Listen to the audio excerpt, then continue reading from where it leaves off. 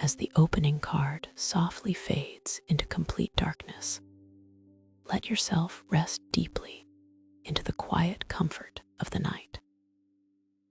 Allow your breathing to find its own natural, easy rhythm as we step out of the busy momentum of the day and enter a serene world governed by patience, ink, and silent craftsmanship.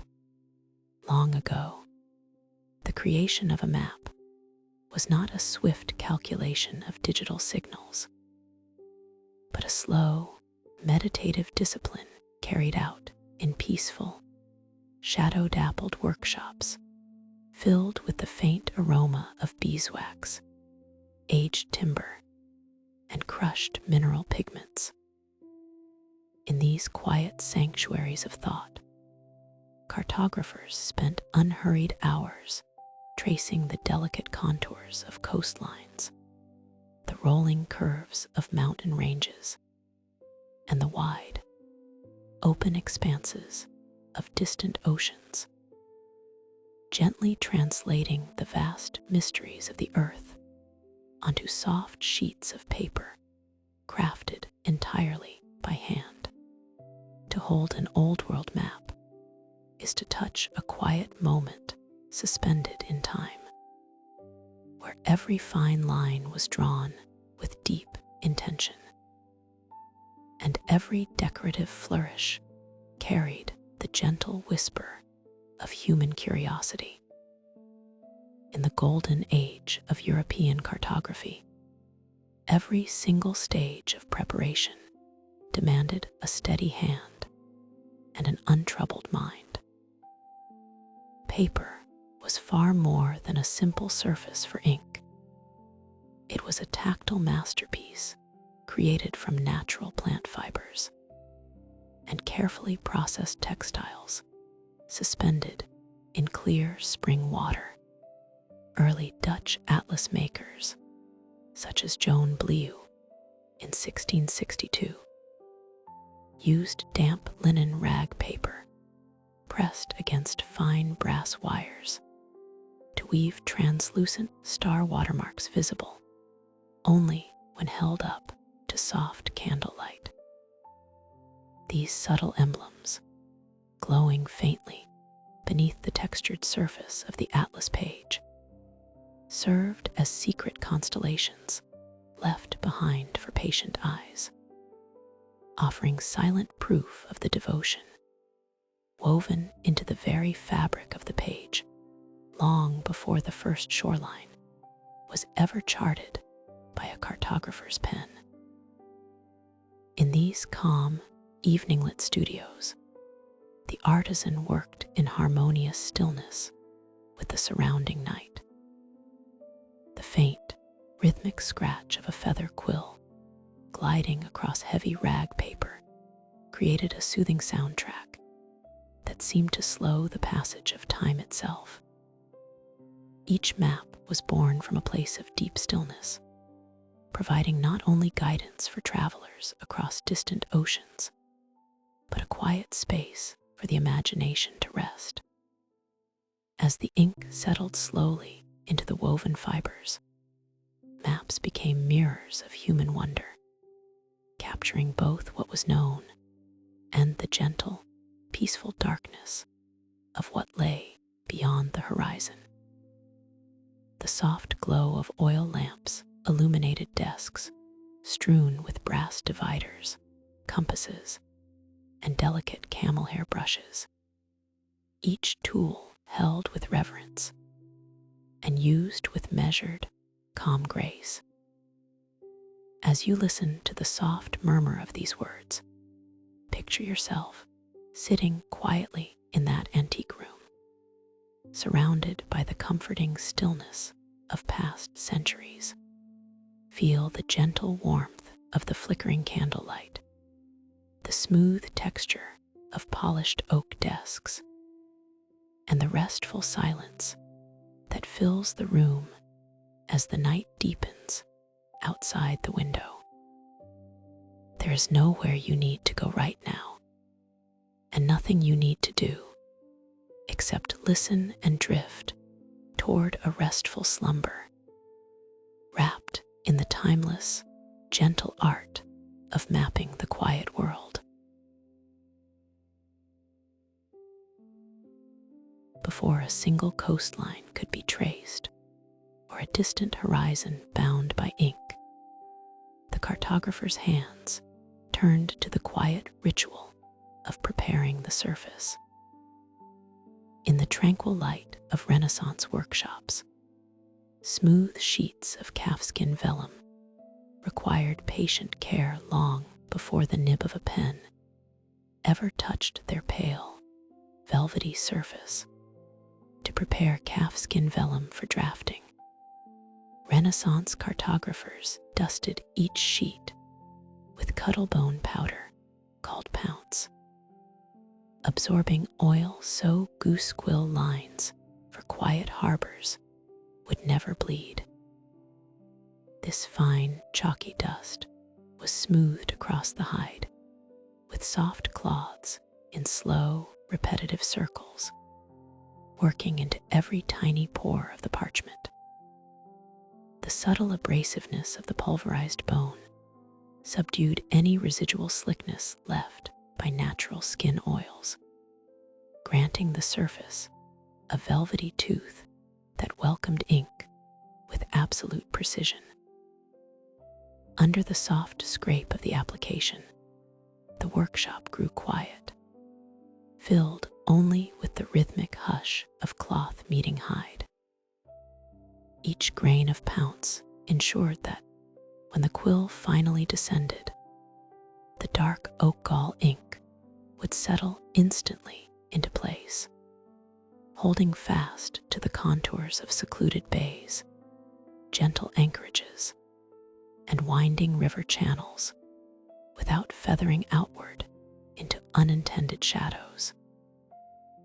It was a meditative beginning, where patience was woven into the very fabric of the map before any geography took form. As centuries passed, and paper came to accompany vellum in the artisan's scriptorium, the care bestowed upon raw materials remained just as deliberate, blending practical preservation with quiet sensory grace. In 18th century Madrid, draftspersons at the Royal Hydrographic Depot kept sheets of damp cotton rag paper resting between thick wool felts soaked in lavender water, preventing mold growth while imbuing fresh nautical charts with a gentle, soothing scent during printing. Within the cool, shaded chambers of the depot, away from the dry heat of the Iberian afternoon, these heavy stacks lay resting in serene stillness.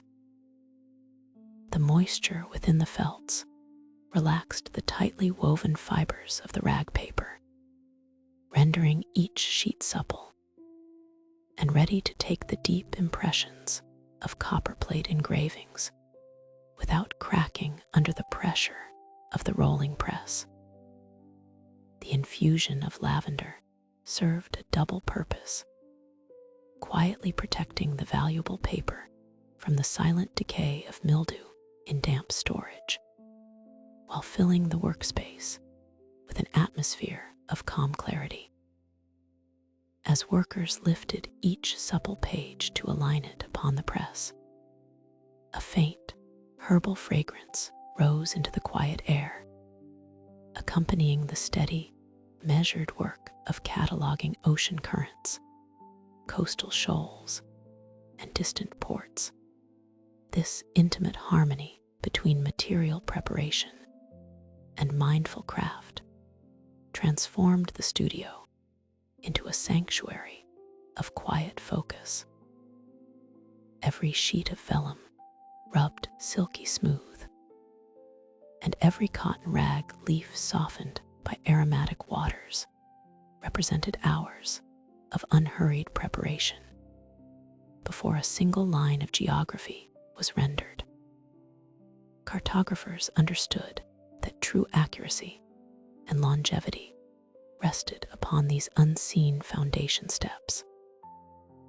As ink gradually found its home on these beautifully conditioned surfaces, the map became more than a tool for navigation. It became a quiet repository of human care and tactile warmth. The soft texture of seasoned vellum beneath a resting hand, the delicate perfume of lavender lingering in the folds of heavy paper, and the rhythmic movements of skilled artisans all merged into a timeless ritual. In these tranquil spaces, mapmaking unfolded not as a race to record the world, but as a peaceful contemplation of space, line, and quiet beauty. In the quiet wooden workshops of Kyoto, where the soft rustle of dry paper fills the stillness of early autumn, the creation of a map begins long before ink ever meets the page. Here, papermakers draw upon centuries of patient tradition, working with fibers harvested from the inner bark of the mulberry tree.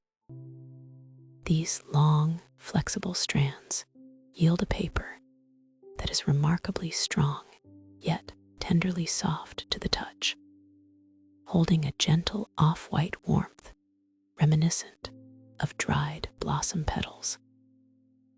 Left untreated, however, such raw paper acts like a thirsty sponge, eagerly drinking in any drop of liquid and blurring even the most deliberate lines. For a mapmaker detailing intricate provincial boundaries, tiny mountain ranges, and quiet coastal settlements, such softness presents a delicate challenge. The paper requires a quiet transformation, a gentle smoothing of its wild, porous nature, to prepare it for the exacting work of fine calligraphy. To guide the paper into readiness, craftsmen engage in a ritual of quiet precision that has endured through generations.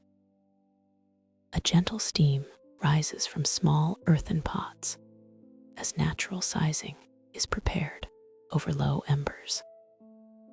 To prepare handmade mulberry paper for detailed provincial maps in Edo period Kyoto, artisans brushed each sheet with dausa, a warm blend of hide glue and crystal alum, preventing fine calligraphy inks from spreading across mountain contours.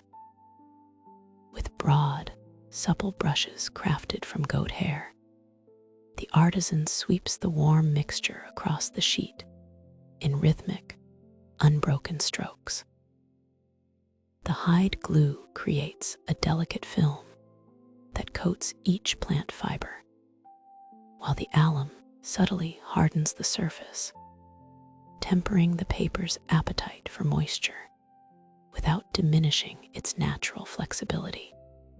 As the liquid sets, the fibrous sheet gains a smooth, silky barrier, ensuring that when the brush finally descends, every minute ridge line, river branch, and village label will rest clean and sharp upon its surface. Once brushed, the damp sheets are carefully smoothed onto smooth wooden boards to dry in the quiet air of the studio. Sunlight filters through paper screen doors, casting soft shadows across the drying parchment as the subtle fragrance of boiled hide glue and mineral alum lingers like incense. In this state of peaceful suspension, the paper tightens gently as it cures, taking on a subtle sheen that catches the faint glow of afternoon light. The mapmaker waits patiently, knowing that haste has no place in a trade governed by the slow rhythms of natural drying. A brief touch of the fingertips confirms when the sheet has reached ideal equilibrium, neither too dry to crack nor too damp to absorb ink unevenly. It is a moment of calm completion, where raw materials harvested from hillsides and riverbanks find harmony in a singular, receptive plane. Standing before this prepared surface, the cartographer feels a profound sense of potential. The paper is no longer merely a byproduct of tree bark and water, but a quiet, stable world waiting to receive rivers, roads, and distant horizons. Each line drawn upon this sized foundation will remain exactly where the ink is laid, allowing mountain ranges to rise in crisp detail and sea routes to trace their paths across tranquil waters. As evening closes in over the historic capital, the workshop falls silent, leaving only the pristine paper resting on the workbench, ready to hold the geography of a peaceful realm. In the quiet hush of evening, when the outer world softly fades into muted twilight, the cartographer's sanctuary becomes a haven of tranquil focus. Here, sheltered from the hurried rhythms of daily life, map-making unfolds as a slow, meditative, and deliberate ritual. Long before modern printing presses or digital screens defined our view of geography, ancient artisans gathered natural elements, plant fibers, seed oils, and earth minerals to capture the vastness of the world upon humble sheets of crafted paper. In these quiet spaces, every step of preparation was thoroughly imbued with patience, as skilled hands transformed the gentle gifts of forest and riverbank into luminous canvases of discovery. As the warm light of oil lamps flickered gently across wooden workbenches, draftspersons sat in quiet contemplation, listening to the soft rustle of paper and inhaling the subtle fragrance of pine settling into the air. The atmosphere within such traditional workshops carried a comforting warmth, gently inviting the restless mind to settle into a rhythm as steady and restful as the slow drift of river currents through an unmapped valley. Every distinct region across the Old World brought its own thoughtful traditions to this delicate craft, reflecting a deep, harmonious relationship between local ecology and cartographic art. In 17th century Kyoto, mapmakers created translucent overlay paper by rubbing thin sheets of wild gampi bark with cold-pressed camellia oil, allowing draftspersons to trace intricate mountain trails with fine brushes tipped in pine smoke ink. The wild gampi fibers, carefully harvested from quiet mountain slopes, possessed an inherent strength and silky sheen unmatched by standard paper mulberry, while the delicate luster of cold-pressed camellia oil gently rendered the opaque sheets luminous and transparent. Placed smoothly over foundational master sketches, these translucent overlays permitted the artisan to peer clearly through to the underlying topography, guiding the hand to mark subtle ridgelines, hidden mountain passes, and winding tributary streams with extraordinary delicacy. The pine smoke ink, patiently ground against a flat slate stone with pure water, produced a deep, velvety blackness that clung effortlessly to the oiled surface without feathering or bleeding, recording each winding trail as a graceful, enduring whisper of soot and natural binder. To trace a map in this soft and deliberate manner was not merely to record distance and altitude, but to embark upon a quiet journey through the landscape itself. As the fine tip of the brush glided effortlessly over the translucent Gampi paper, the cartographer moved breath by breath alongside mountain paths, feeling the ancient contours of the earth rise and fall beneath their fingers. Each steady stroke of dark ink illuminated a path where weary travelers might find safe passage. A quiet grove where streams ran clear, or a high ridge where morning mist lingered over quiet valleys. There was no sense of urgency within this work. Time itself seemed to expand and slow down in the soothing presence of such careful craftsmanship. The rhythmic, gentle cadence of brush meeting paper cultivated a serene inner stillness, guiding both the maker and the observer into a shared space of quiet reflection. As the oil-infused paper dried to its soft finish, it preserved far more than the physical layout of distant hills and rivers.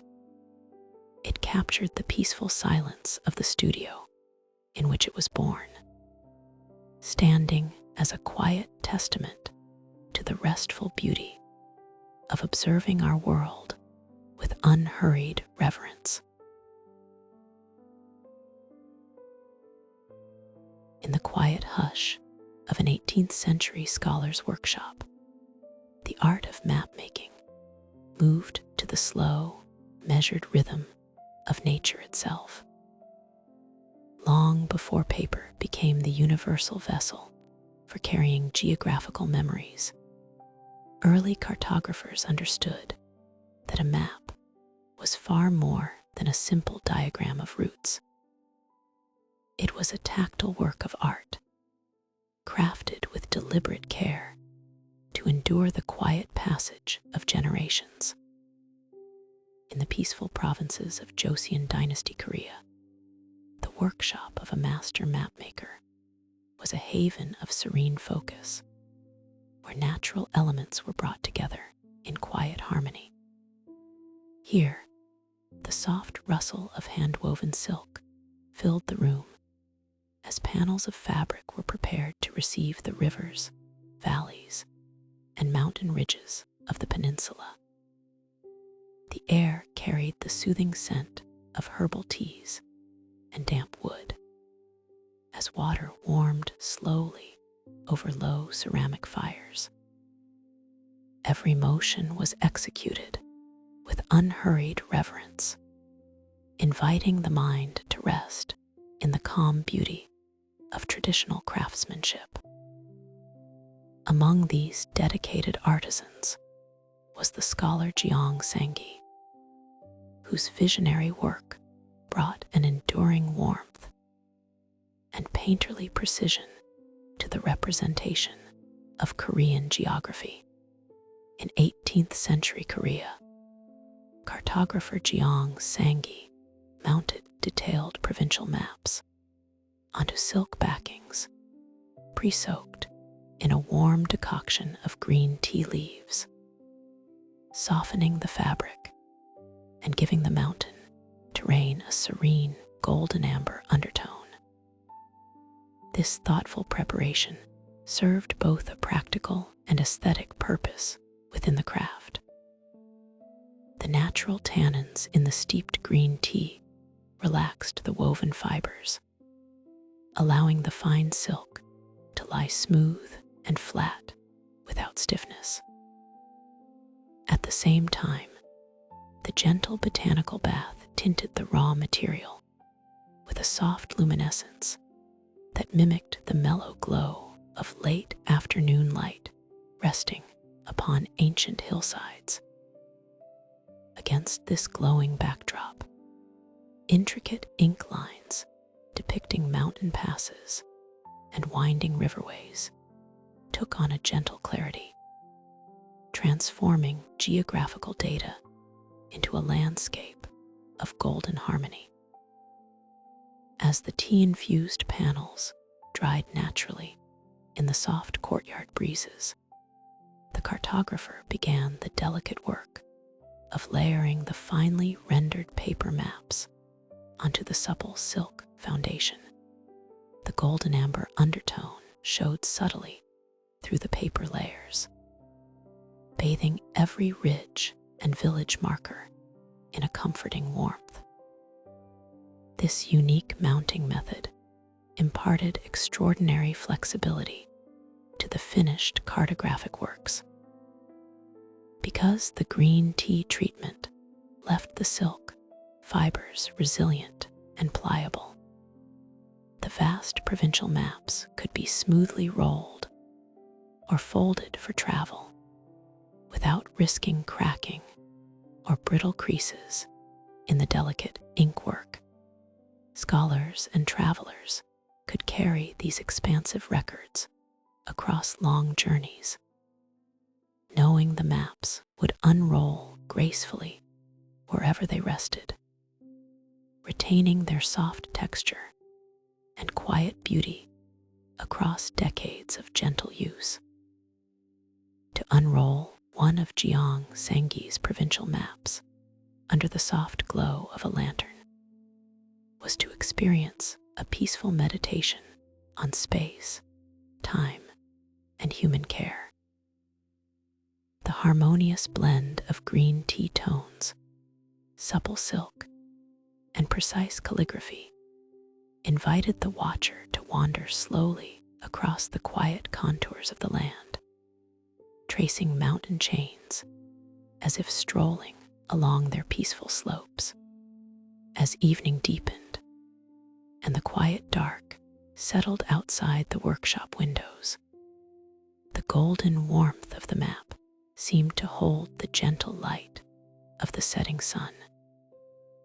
Here, in the quiet confluence of art, geography, and nature, the mind finds a restful sanctuary, floating gently along softened rivers and resting peacefully beneath the calm shadows of ancient hills. Long before a map could be pressed onto paper, the cartographer's craft began with the slow and patient preparation of wood. In the workshops of early Europe, carving the delicate outlines of continents required timber that would neither yield prematurely to the chisel nor warp when exposed to the heavy moisture of printing inks. Every piece of wood possessed its own subtle rhythm, demanding months or even years of careful curing before it could ever take the shape of a coast or a mountain range. In 15th century Ulm, cartographic printer Leonhard Hall carved woodcut atlas maps into blocks of seasoned pearwood, soaking the timber in linseed oil for 3 months, so the fine grain would hold crisp coastal outlines without swelling under damp paper. Pearwood, with its tight and even texture, offered a smooth surface that allowed the carver to trace detailed harbor inlets and gentle estuaries without fear of splintering. Prolonged bath in golden linseed oil fortified the timber's fibers, ensuring that each delicate edge remained steadfast through repeated pressings. In the quiet gloom of the workshop, these old blocks rested on drying racks, absorbing the rich scent of flax and resin, waiting patiently for the day when their raised ridges would carry geographic truths across the known world. Further down the Rhine, another master of mapmaking sought his own harmonious method for keeping delicate wooden relief maps perfectly true. In 16th century Basel, cartographer Sebastian Münster seasoned white pine printing blocks for his atlas by burying them in dry oat husks for 6 months, drawing out residual moisture so fine woodcut river networks would remain warp-free under damp paper presses. The soft white pine offered a gentle canvas for carving, but its susceptible fibers required a tender, moisture-balancing ritual before it could endure the dampness of the printing house. Nestled deeply beneath thousands of light, golden halls in quiet granaries, the pine blocks gave up their inner dampness degree by degree, sheltered from sudden changes in the air. This slow desiccation coaxed the wood into a state of serene stability. When finally excavated from their dusty beds, the blocks revealed smooth surfaces where intricate river tributaries could be traced with utmost precision. The fine channels of the Danube and the Rhine could be gouged into the grain, confident that under the weight of wet paper and heavy screw presses, the wood would hold its form without bowing or splitting. This profound patience embedded in the preparation of wood reflects the broader calm that governed ancient cartography. Mapmakers understood that creating a lasting image of the earth could not be rushed. For every line etched into timber was a quiet agreement between nature and human craft.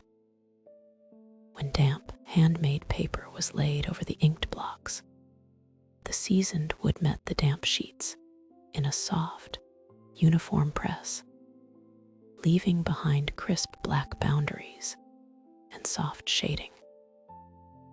The oil-soaked pearwood and dry-husked pine bore the weight of history gently, repeating their impressions hundreds of times without losing the crispness of a single shoreline or riverbank.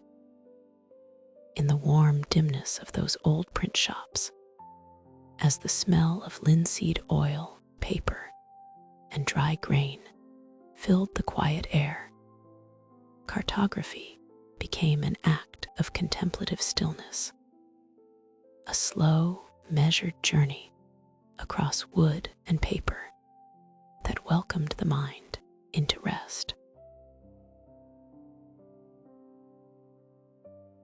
Long before paper maps were bound into soft leather volumes, cartographers sought a surface that could hold the earth's quiet contours through centuries of breath and weather. In the tranquil courtyards of medieval stone carvers, mapmaking became a meditative conversation between the hardness of rock and the fluid elegance of water. To capture a coastline or a winding stream upon stone required an unwavering patience, a slow and rhythmic choreography of mallet and chisel, tapping softly in the cool morning air. Fine gray dust would drift down like dry frost, settling upon the workshop floor as line by line. The vast geography of the realm was carved into cold granite or limestone. There was no haste in this craft, for stone demanded a rhythm as deliberate as the shifting of seasons. Each groove was hollowed with careful intention, transforming rigid rock into a gentle sanctuary for rivers, mountains, and peaceful valleys. As the sun traversed the quiet sky, The carvers moved with steady grace, knowing that their quiet labors would allow far-off places to be touched, remembered, and preserved across generations without ever losing their true form or tranquil balance. This enduring harmony between permanence and precision found one of its highest expressions in ancient China, where cartographic knowledge was carved deep into monumental stone slabs. In 1137 CE, Song dynasty artisans in Xi'an chiseled the Yu-Jai-2 map into a square stone stele divided by 5,000 grid squares, creating a permanent relief plate from which wet paper rubbings were gently pulled to reproduce exact river networks. To witness such a process was to observe a subtle dance of moisture, fiber, and ink. Craftsmen would lay thin, moist sheets of handmade paper across the carved surface, pressing the damp fibers gently into every fine incision until the paper embraced every line of the grid and riverbed. With delicate sheepskin dabbers lightly weighted with dark, aromatic pine soot ink, they softly tamped the surface.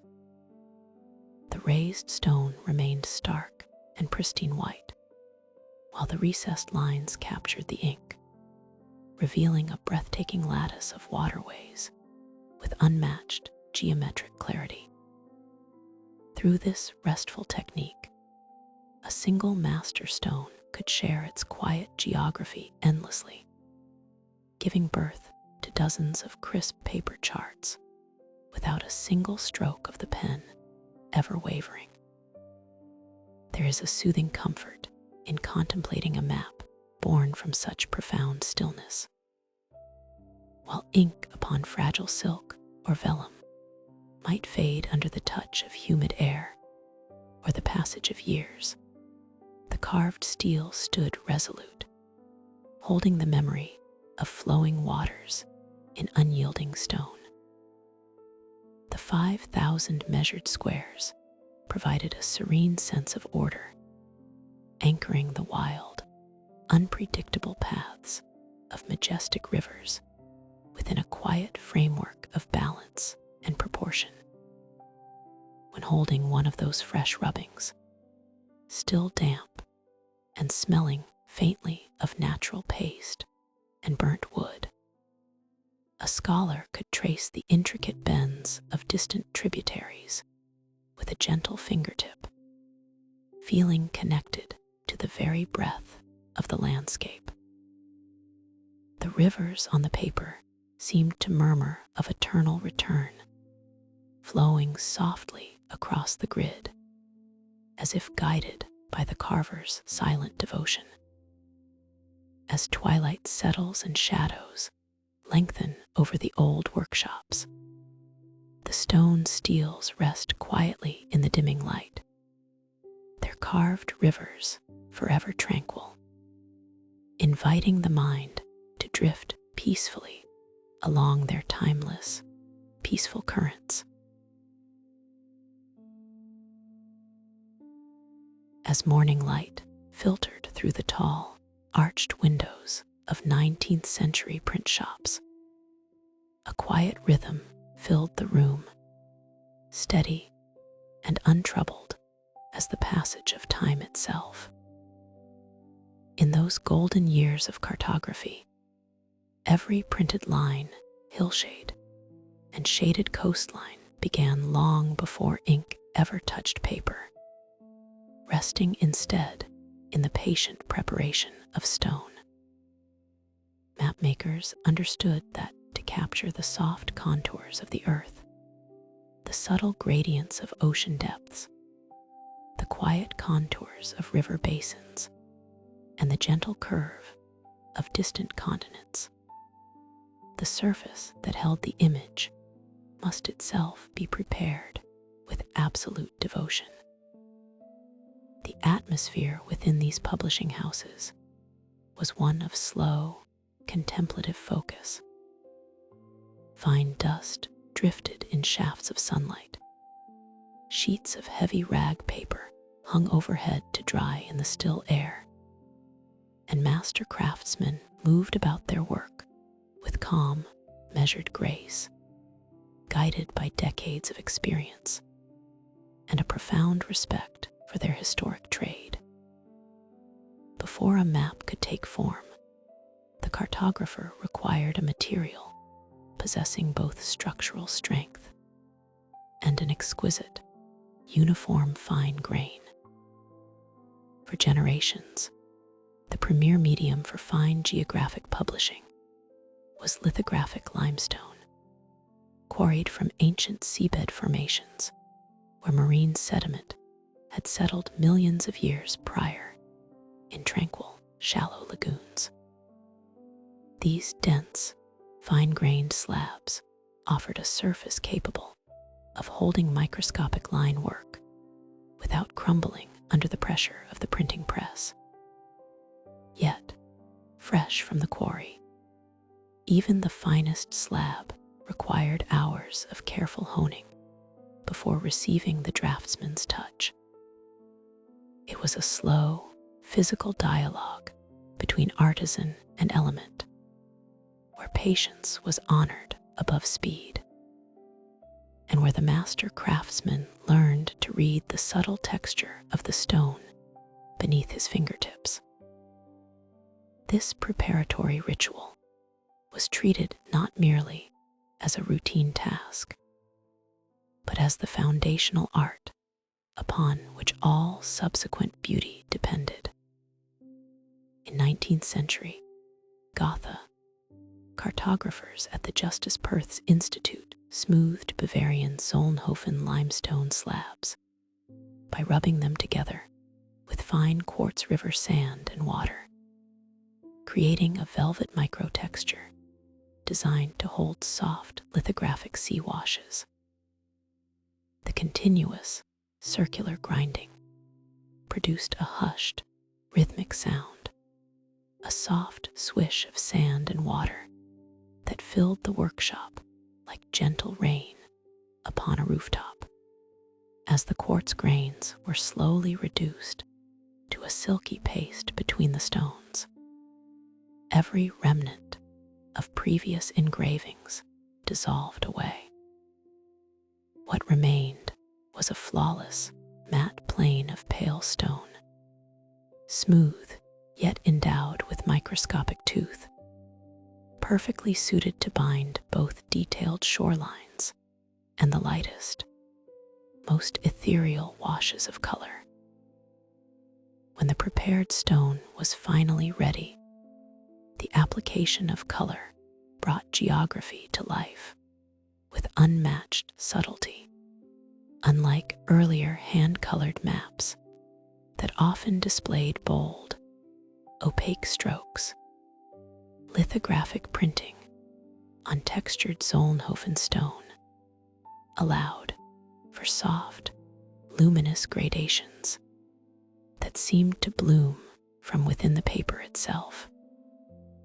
As printers applied translucent washes of indigo and cerulean across the stone, the delicate grain caught the pigment with gentle uniformity, rendering sea depths as serene, unbroken transitions of shade.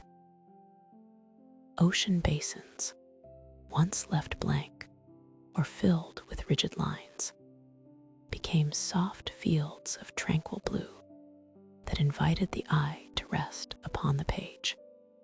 In every completed sheet, one could feel the quiet harmony of earth, sand, water, and craft, a peaceful testament to a time when mapping the world was a meditation in patience.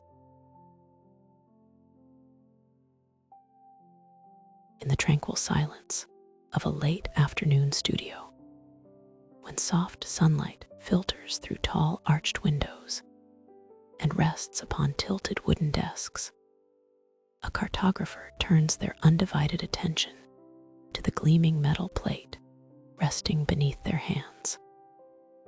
The copper sheet, cool to the touch and radiating warm golden hues, bears the meticulous memory of every fine line incised into its polished surface.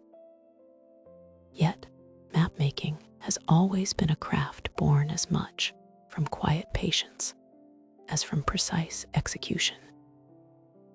When a sharp burin slips ever so slightly, or an unintended stroke strays across a quiet expanse of planned territory, there is never any cause for haste or dismay.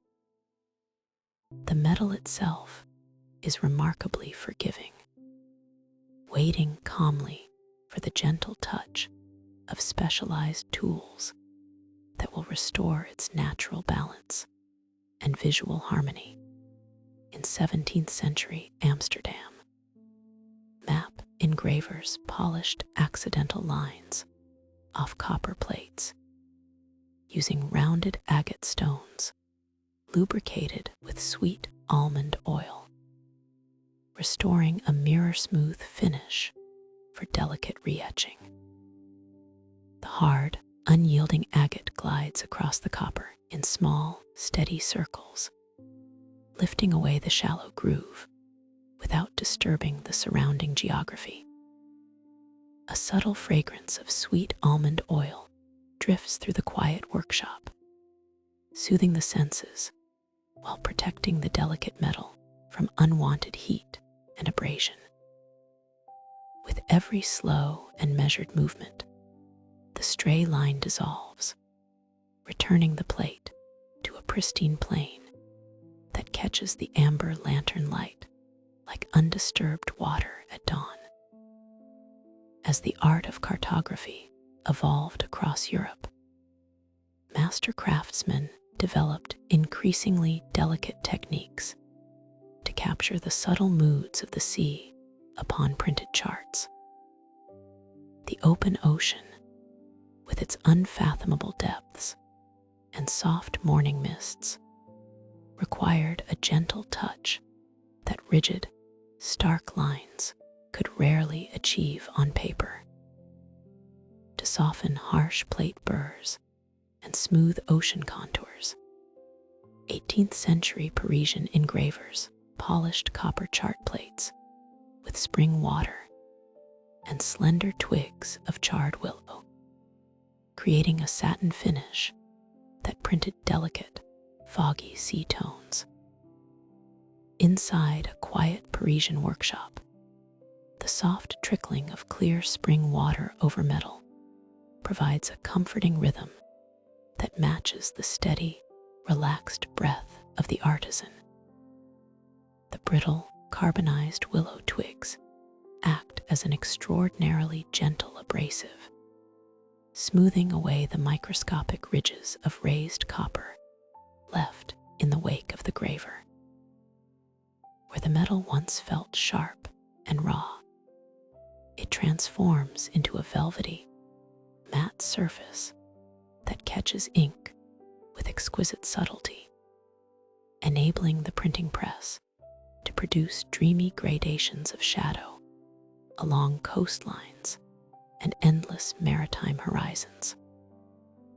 These quiet rituals of polishing, smoothing, and subtle correction remind us that a historic map is never merely a display of geography, but a meditative tapestry woven from time and quiet focus. Each refined copper plate preserves a history of patient care, where unintended marks are not viewed as flaws, but are gracefully transformed into moments of renewed stillness.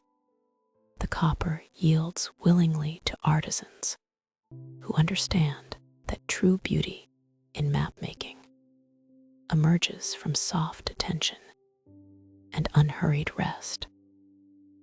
As evening settles over the workshop and the polished plates are laid to rest on soft flannel cloths, a profound calm fills the room, iron burins and agate stones rest neatly in their wooden cases, their work completed for the night.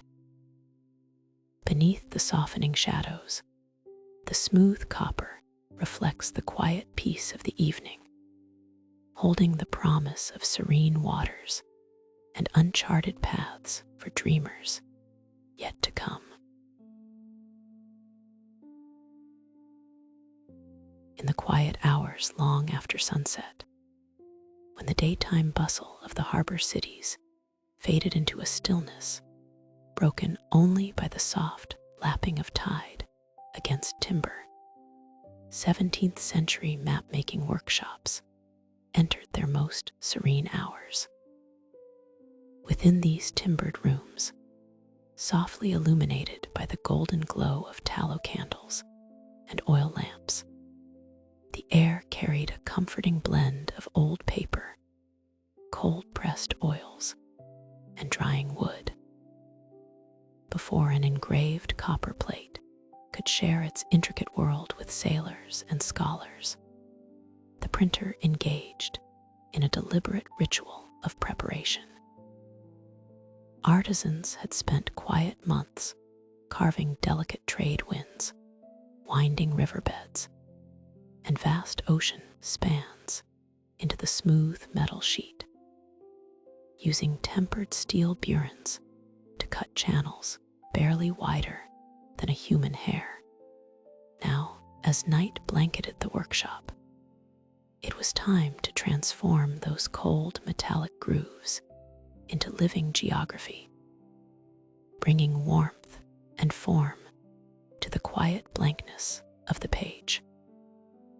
Creating an ink capable of settling into such minute copper incisions without spreading across the damp paper required patience and a profound understanding of natural elements. In 17th century copperplate workshops, map printers formulated rich black ink by burning dried wine sediment from grape pressings, grinding the fine carbon with cold-pressed walnut oil so faint shoreline hatchings would transfer crisp and dark to damp rag paper. The calcined residue from the vineyard winemaking process yielded a soot of remarkable purity and warmth, free from the harsh impurities of common lampblack. Placed upon a slab of dark porphyry or smooth marble, this fine carbon was ground alongside clear walnut oil using a heavy glass or stone muller, moving in slow, hypnotic figure-eight patterns for hours at a time. The craftsman listened to the gentle rasping sound, gradually soften into a silent, velvety glide as the mixture turned into a smooth, lustrous paste.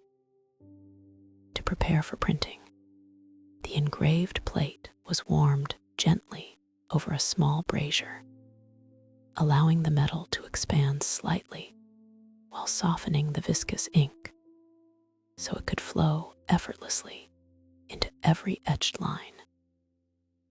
Using a firm leather dabber, the printer pressed the dark paste deep into the metal matrix, ensuring even the faintest soundings and distant island contours received their share of pigment.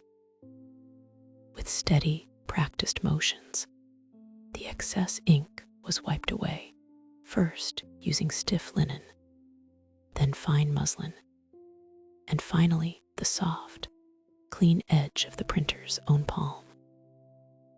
This final hand wiping left the polished copper mirror bright once more, retaining the dark pigment only within the carved valleys of the map. Heavy sheets of rag paper, harvested from old cotton and linen textiles, had been dampened hours earlier so their woven fibers would soften and swell. Placed over the inked copper and covered with thick woolen blankets, The paper passed slowly between the twin wooden rollers of the press.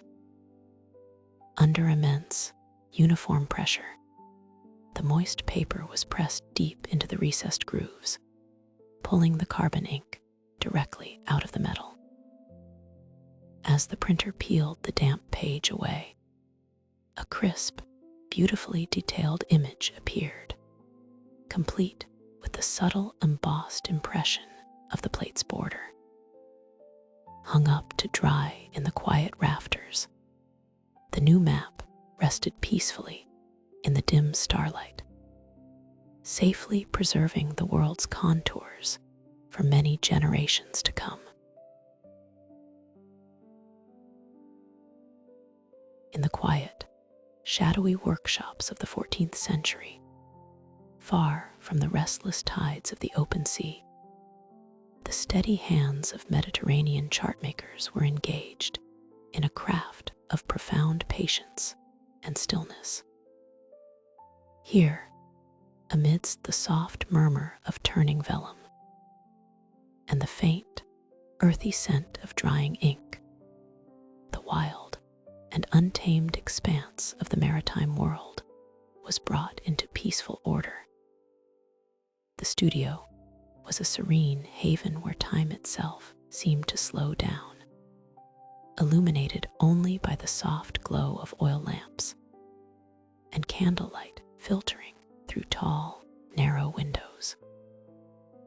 Across smooth, meticulously stretched calfskin parchment, these early cartographers began their quiet work, rendering the familiar coastlines, safe anchorages, and sheltered harbors of the Mediterranean with a delicate, deliberate rhythm. Every single gesture was intentional, requiring a deep, quiet focus that mirrored the calm, glassy seas every weary mariner hoped to discover at the end of a long voyage. The drafting of a Portolan chart was never a task to be rushed or hurried, but rather a contemplative meditation, a harmonious dialogue between the artisan, their simple instruments, and the vast, unwritten horizons waiting to be understood. At the structural heart of every Portolan chart lay an intricate, intersecting network of windrose lines, extending like delicate spiderwebs to guide sailors safely across the open water. To establish this essential geometric framework, Mediterranean chartmakers constructed 14th century portolans by drawing 32 rhumb lines from central compass roses using a silver-tipped stylus and ink tinted with oak galls and rainwater. The smooth silver tip traced soft, precise indents across the vellum, creating guiding pathways that would never score or tear the delicate skin, while the ink, steeped gently from crushed oak galls, soaked in pure, clear rainwater, grew darker and richer as the years unfolded, permanently locking the memory of the prevailing winds into the parchment. Each fine line radiated outward toward the 16 cardinal directions and their intermediate subwinds, forming a sacred geometry of navigation that allowed mariners to calculate their course from port to port with unwavering serenity. Watching the dark ink settle into the pale surface was like watching gentle evening shadows stretch across a quiet bay, offering a reassuring sense of order amidst the endless expanse of the sea. As the twilight deepened over the coastal city, the cartographer would pause, allowing the freshly rendered lines to dry beneath the quiet watch of the emerging stars. The Portolan chart was far more than a practical instrument for crossing open water. It was a peaceful sanctuary of collective memory, capturing the accumulated wisdom of generations of navigators who had guided their vessels by the position of the sun, the soft shift of evening breezes, and the familiar silhouettes of distant headlands. Upon its smooth parchment surface, every harbor became a welcoming haven of rest, and every rhumb line a quiet promise of safe passage across the deep. In the soft silence of the evening studio, as the silver stylus was gently wiped clean and set aside, the completed chart lay open upon the heavy oak table, an enduring work of human care, quiet precision, and the timeless desire to find one's way safely back to shore. As dusk falls softly over the quiet workspace, the cartographer turns their attention to the delicate initial stages of plotting lines across paper.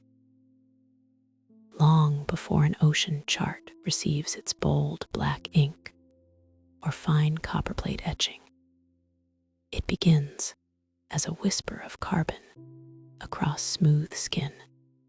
In the 1770s, cartographers preparing nautical chart drafts used graphite sticks mined from the Portolan Valley in Cumbria, wrapping the raw mineral in soft sheepskin to gently trace coastal profiles onto cream-colored parchment. The touch of the wrapped graphite was forgiving and remarkably light, allowing the artisan to test every curve of a headland, islet, or sweeping bay without marring the precious surface beneath. Each faint gray line offered a quiet promise of pathfinding, capturing the delicate boundary where restless tides meet the tranquil shore. There is a deeply comforting rhythm in this early drafting, a slow alignment between celestial observation and memory, where the quiet scraping of natural mineral on parchment creates a soothing cadence in the still air of the evening studio. Beyond the foundational lines of coastlines and ocean channels, the true beauty of an old map often revealed itself in the ornamental cartouches that anchored its corners with subtle elegance and narrative grace. Preparing the binding agents for these luminous paints required an equally patient and contemplative ritual. In 17th century French map workshops, illuminators whipped fresh egg whites into a stiff foam and let it rest overnight, straining the clear glare liquid through silk with a drop of rosemary water to bind vibrant cartouche colors without spoiling. This carefully settled glare provided a crystal clear, delicate medium, allowing ground lapis lazuli, vermilion, and ochre to adhere seamlessly to the page with a faint, satiny luster. The gentle herbal scent of rosemary would drift faintly through the quiet room as the illuminator rested their hand upon a piece of clean felt, lifting a fine sable brush to lay down ribbons of forest green, deep azure, and warm gold. Each deliberate stroke of color softened into the animal fibers, creating decorative borders that celebrated both the vastness of the world and the quiet dedication of human hands. This harmonious convergence of raw earth minerals, gentle organic binders, and patient craftsmanship gives old world maps their enduring, tactile warmth. To hold such a chart is to trace the history of quiet, unbroken moments, hours spent listening to the soft scrape of graphite, watching the gradual settling of egg foam in small earthenware jars, and feeling the rhythmic movement of the brush. The mapmaker moved without haste, allowing ample time for each layer of ink and pigment to dry naturally under the calm air, filtering through tall, curtained windows.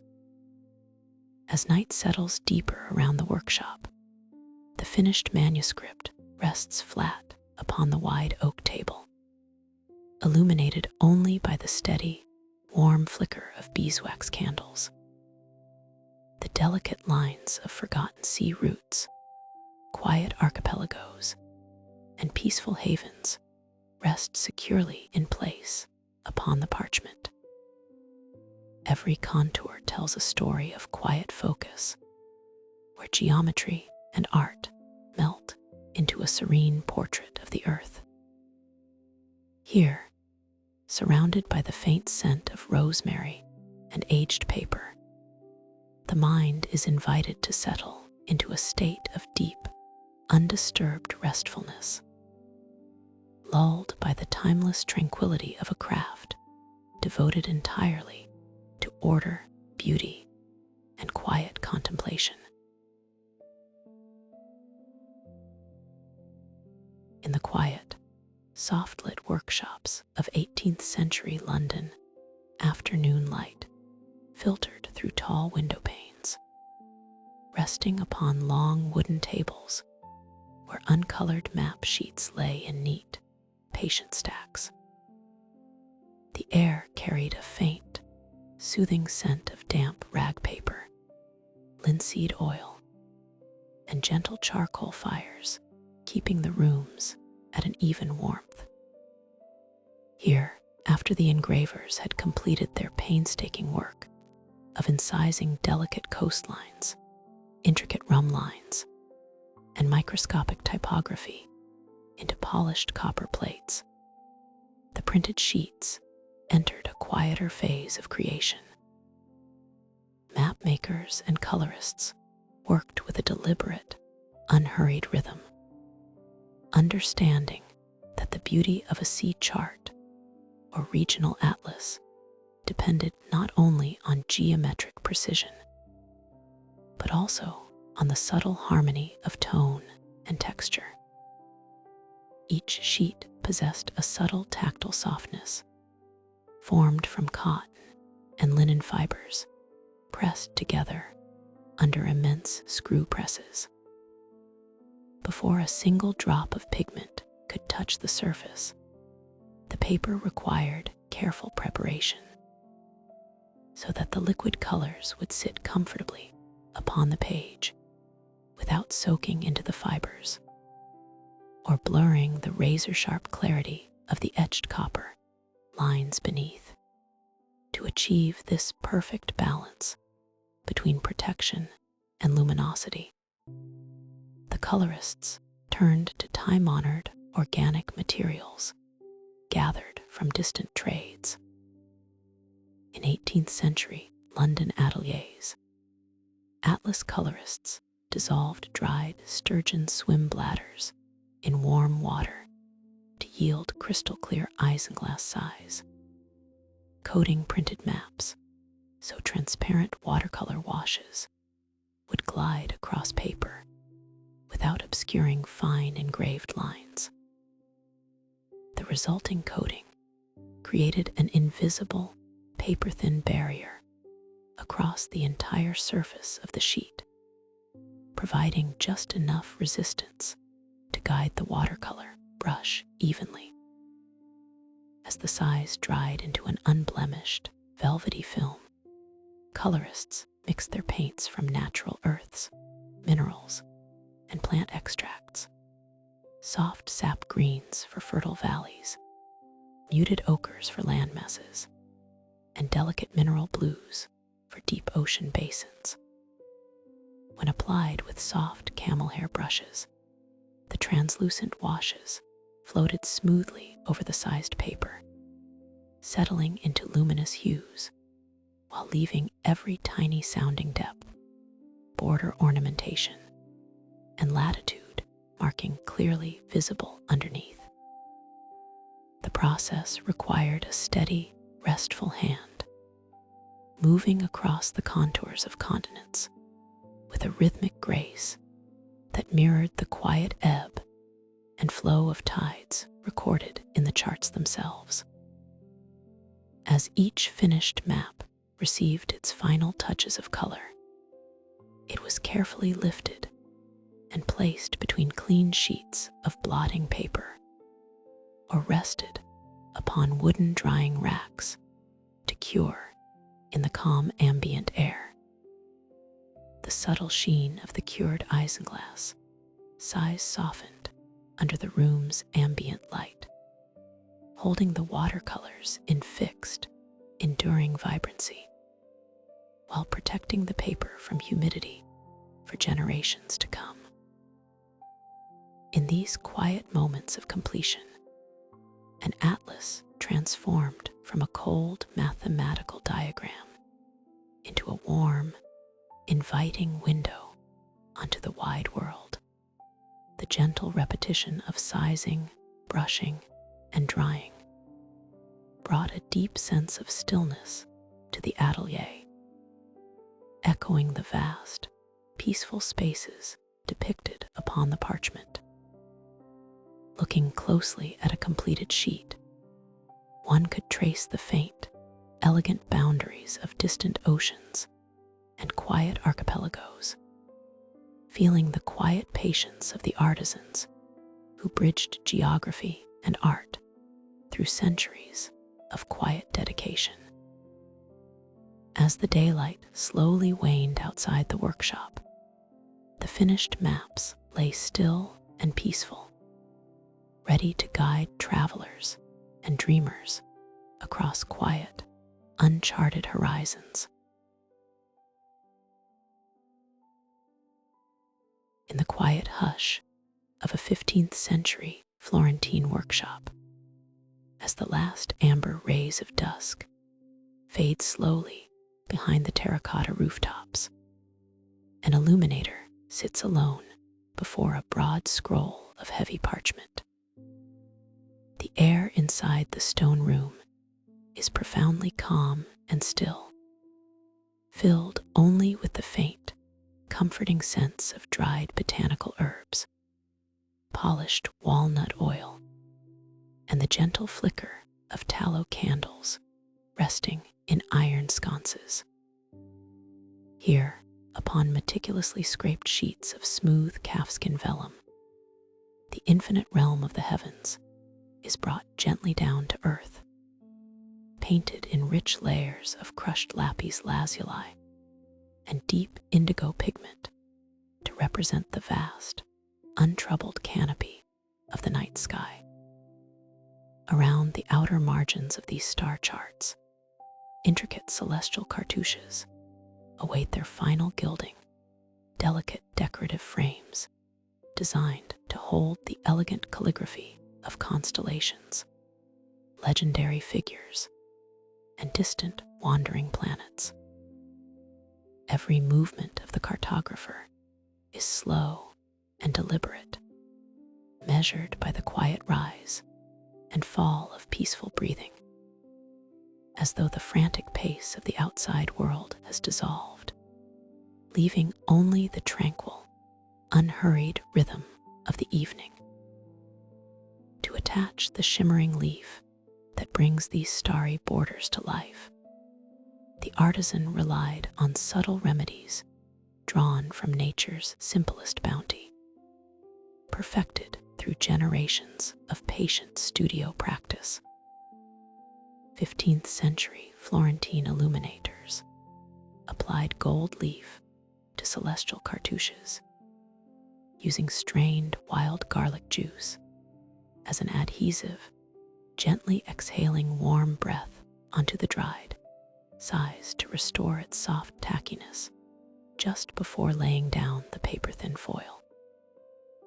This subtle, humid exhalation was all that was required to awaken the organic binder, creating just enough soft moisture for the whisper-thin precious metal to cling instantly without swelling or buckling the parchment beneath. With the aid of a delicate gilder's tip made of fine badger hair, the paper-thin squares of pure gold were smoothed into place with absolute tenderness, settling smoothly over the raised contours of the cartouche. The quiet intimacy of using one's own warm breath to seal the metal created a deeply peaceful connection between the maker and the map. A quiet pause where human warmth transformed flat gilding into something soft, luminous, and timelessly serene. Once the gold leaf had fully settled, it was burnished with the rounded tip of a polished agate stone or a smooth dog's tooth, stroked in light, rhythmic circles until the metal caught the soft glow of the candlelight, like a warm, miniature sun resting upon the page. Each gilded star, ornate banner, and gleaming border seemed to emit a soothing, low light of its own, inviting the resting mind to wander across the cosmic oceans rendered with such care. As the midnight hours draw near, the workshop sinks into an even deeper silence, the occasional rustle of parchment and the soft brush of cotton cloth blending into the quiet background of the house. Resting atop the wide wooden workbench, the completed map glimmers faintly in the dimming candlelight, its golden constellations reflecting a tranquil harbor of light in the shadows. As your thoughts rest and drift alongside these serene starways, the gentle art of old-world cartography becomes a soothing lullaby, guiding the mind slowly and comfortably toward peaceful rest. As twilight settles quietly over the cobblestones of the old city, a subtle hush fills the workshop of the map colorist. The day's sharp sunlight fades into a soft amber glow, filtering gently through small panes of leaded glass onto wooden tables lined with ceramic bowls, fine brushes, and sheets of heavy handmade paper. Here, the art of cartography moves at a deliberate, soothing pace, untouched by haste. Each map, freshly pressed from copper plates, waits patiently for its finishing touches of color, not to declare boundaries with force, but to lend clarity and quiet grace to the vast contours of the world. In the stillness of the evening, the air carries the faint scent of dried botanicals, aged oak gall, and clean linen, creating a sanctuary where geography becomes a gentle meditation on space, distance, and peaceful rest. The colorist prepares each hue with soft precision, sourcing pigments directly from the quiet rhythms of nature. In 16th century Antwerp, map colorists extracted a translucent golden yellow by steeping unripened buckthorn berries in clear well water with a pinch of alum, creating a gentle wash used to highlight peaceful borderlands on printed maps. This quiet golden tone was stroked lightly along coastlines, winding rivers, and calm frontier territories. Unlike bold, heavy opaque pigments, this delicate wash allowed the fine engraving beneath to shine through undisturbed, granting every line and letter room to breathe.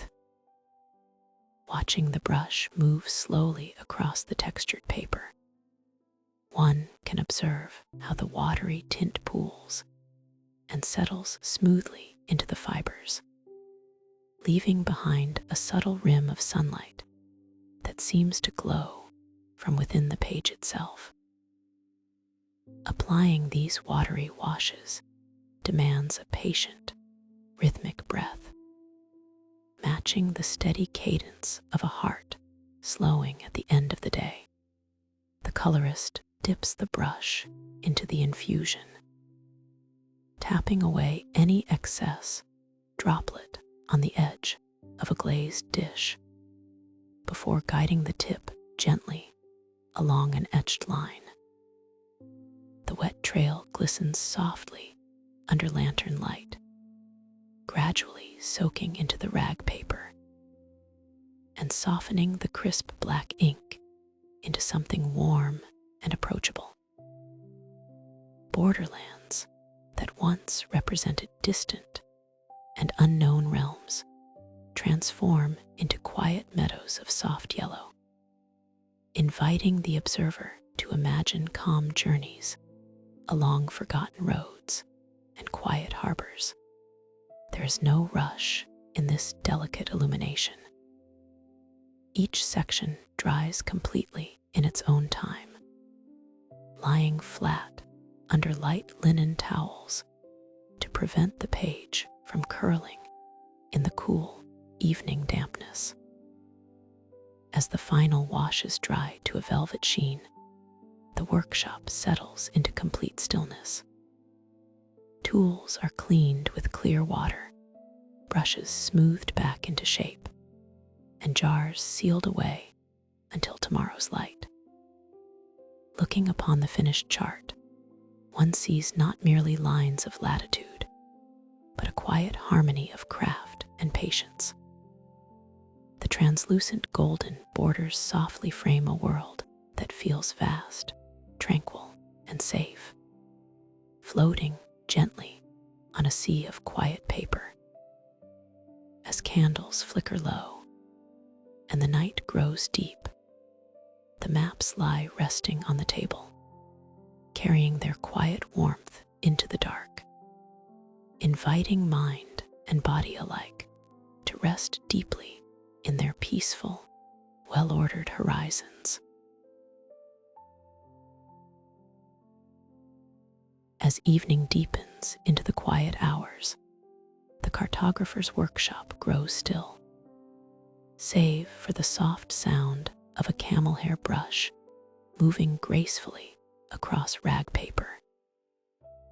In these tranquil spaces, mapmaking was as much an art of gentle chemistry as it was of geography, relying on natural pigments carefully gathered from the earth, plants, and quiet waters. The application of color was never meant to overpower the delicate engraving beneath, but rather to whisper boundaries, soften coastlines, and guide the eye along peaceful rivers and undulating hills. Each shade was mixed by hand in small ceramic saucers, suspended in delicate binders of gum arabic, honey, or egg white, creating washes that rested lightly upon the page. To look upon an old map in the soft light of dusk is to witness a quiet conversation between human hands, natural elements, and the gradual passage of time. The colors were chosen not merely for their immediate brilliance, but for how gracefully they would rest together through quiet centuries of slumber. As the daylight recedes, the memory of these ancient pigments invites a slow and restful stillness, where every coast and contour reposes in peaceful harmony. In the quiet lagoon workshops of 16th century Venice, artisans developed specialized alchemy to portray the surrounding seas. Map illuminators in 16th century Venice blended copper verdigris with honey and white wine to create soft sea green washes that slowly mellowed into warm chestnut hues over centuries. The honey provided a subtle sheen while binding the metallic pigment, and the delicate acidity of the wine smoothed the liquid so it could flow without drag across the porous cotton fibers. When freshly laid down, these translucent washes mirrored the pale, shimmering emerald of shallow Adriatic waters, resting beneath an early morning mist. As decades dissolved into centuries, oxidation gently transformed the vibrant green into deep, earthy bronzes and soft roasted tones, giving vintage maps their characteristic antique warmth.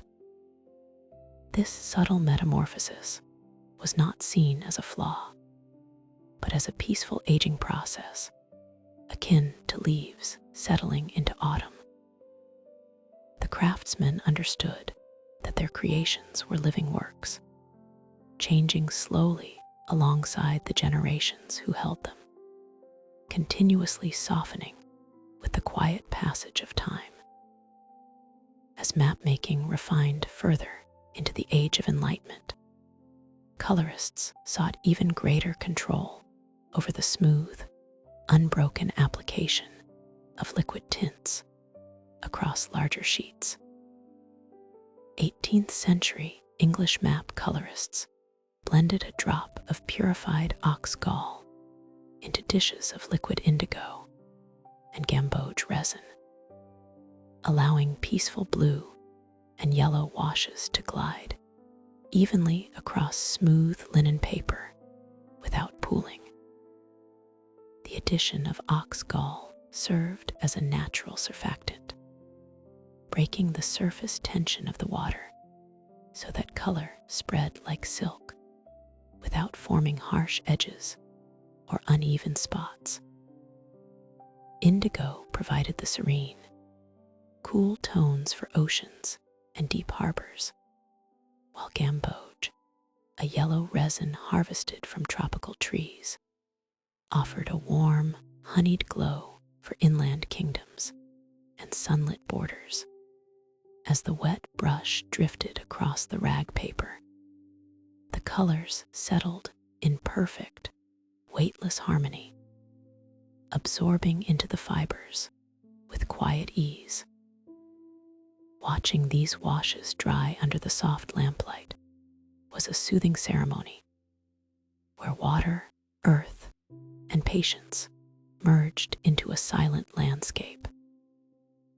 The finished pages held a tranquil stillness, inviting the viewer to rest their eyes upon quiet shores, unhurried oceans, and peaceful horizons that stretch gently toward a restful sleep.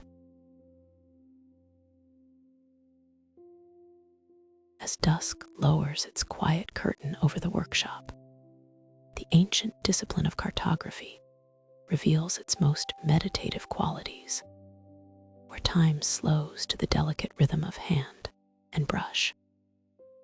In drawing rooms of the 19th century, soft afternoon light illuminated grand oak tables laid with heavy parchment, finely calibrated compasses, and porcelain inkwells. Here, mapping was a contemplative craft of light and shade, translating the contours of the physical landscape into silent works of art. Artisans sat in patient stillness, their hands guided by an unspoken reverence for the earth's varied rise and fall. Each line drawn was an invitation to notice the subtle gradations of the natural world, the quiet swell of a valley, the gentle shoulder of a ridge, and sweeping expanses where lowlands meet the sky. In this sanctuary of paper and ink, every stroke was measured by the restful cadence of human breath. The art of conveying depth across a flat expanse demanded a patience so profound it felt nearly sacred. In the 1840s, Ordnance Survey draftswomen in Southampton shaded topographical contour maps by stippling microscopic dots of diluted Indian ink with camel hair brushes, creating velvety shadows that simulated soft sunlight falling across rolling hills. Point by fine point, thousands of tiny touch points of carbon and water gathered upon the surface, building rich gradient tones without ever leaving a harsh line or heavy mark.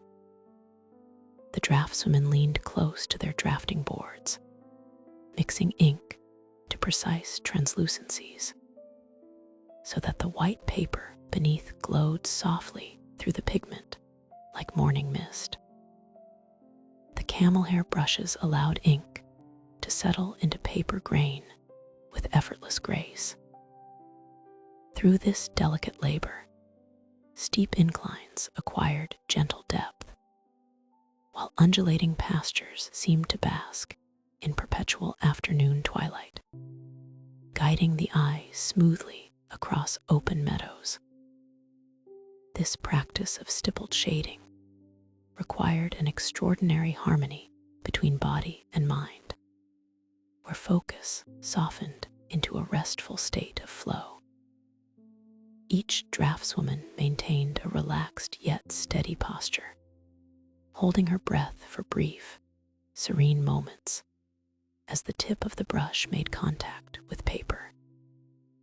The diluted ink dried almost instantly upon contact, layering minute dot upon minute dot to form seamless transitions between shadow and highlight. There was a profound quietude in watching a landscape emerge from nothingness, hillsides rising organically from the flat plain, defined not by sharp boundaries, but by the soft accumulation of shade. The repetition of the gesture was inherently soothing, a rhythmic tapping so faint it was barely audible above the quiet ticking of a clock. In these peaceful spaces, cartography became a form of silent poetry, capturing the warmth of sunlit slopes and untouched valleys. To look upon one of these finished sheets today is to experience a landscape suspended in a moment of tranquil repose. The soft gradients created by those microscopic dots of ink continue to evoke a feeling of calm stillness, inviting the mind to wander peacefully along quiet valleys. As eyes follow contours across the paper, the world beyond fades away into silence, replaced by the soothing image of gentle hills resting beneath a softly glowing sky.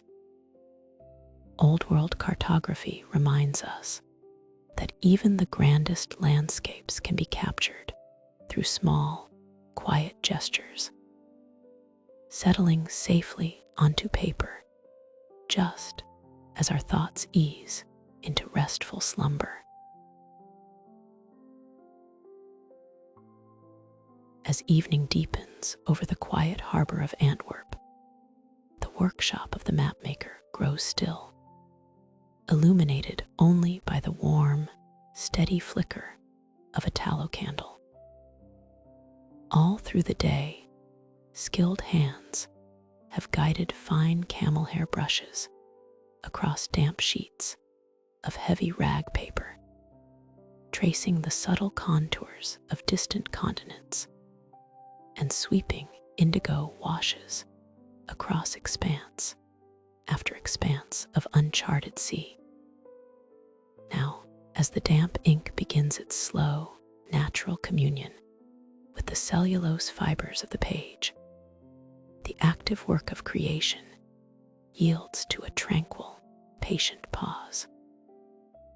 The air in the workshop smells gently of crushed oak galls, ground mineral pigments, refined linseed oil, and the faint, sweet dust of dried botanical starches resting in small wooden bowls upon the workbench. In this silent hour between dusk and night, cartography becomes less an exercise in mathematical calculation and more a quiet ceremony of touch, weight, and texture, where every surface is coaxed into a state of restful, enduring harmony. In 16th century Antwerp, Atlas publisher Abraham Ortelius dusted freshly painted watercolor maps with finely sifted wheat starch, absorbing residual moisture, so hand-colored ocean borders dried to a soft, velvety matte finish without glare. This delicate powder, light as breath and silkily fine to the touch, was scattered across the damp washes of copper blue and malachite green with a soft badger hair brush, or a folded square of clean, unbleached linen. As the tiny granules of starch settled upon the wet paper, they drew out the excess water without disturbing the tender mineral pigments beneath.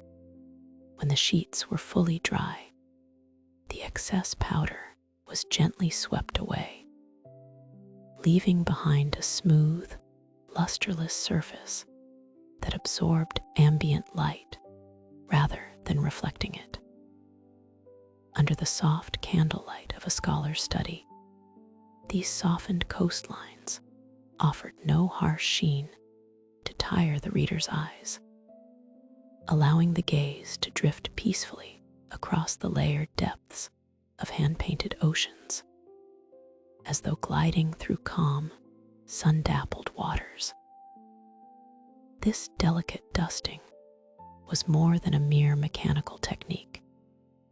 It was a testament to the artisan's deep reverence for the reader's contemplative experience. Standard watercolors, when left to dry unassisted under humid northern skies, often formed uneven pools of pigment that hardened into reflective spots, catching the candlelight and breaking the visual rhythm of the mapped terrain.